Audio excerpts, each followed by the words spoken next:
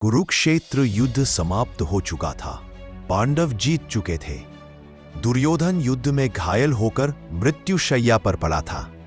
अश्वत्थामा, जो द्रोणाचार्य का पुत्र था, अपने पिता की मृत्यु, कौरवों की हार और दुर्योधन की स्थिति देखकर क्रोध, दुख और बदले की भावना से भर गया।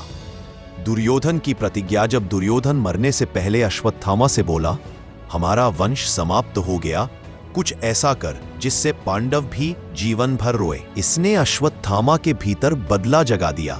रात का अनैतिक क्रूर युद्ध अश्वत्थामा ने कृतवर्मा और कृपाचार्य को लेकर रात्रि में पांडवों के शिविर पर हमला किया।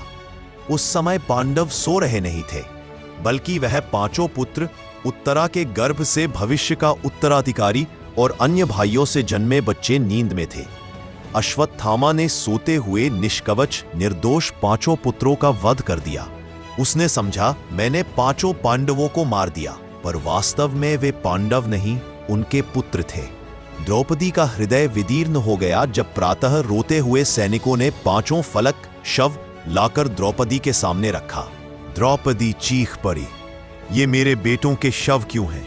मेरे सूर्य, मेरे वंश, मेरा गर्व क्यों छीन लिया गया? माता का हृदय सह नहीं पाया।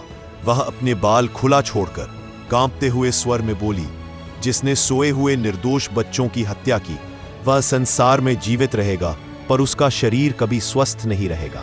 उसके घाव कभी नहीं भरेंगे। मृत्यु से छू नहीं पाएगी, पर मुक्ति भी नहीं मिलेगी। वह पाप के बोझ में तड़पेगा। यही था अश्वत्थामा को द्रौपदी का श्राप। फिर कृष्ण और पांडव पकड़कर लाए अश्वत्थामा को।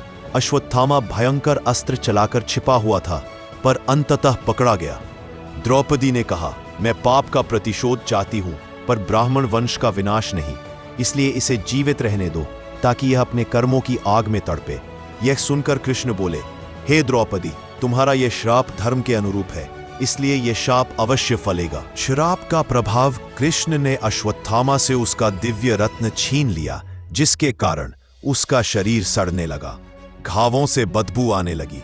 कोई मनुष्य उसके पास नहीं जाता।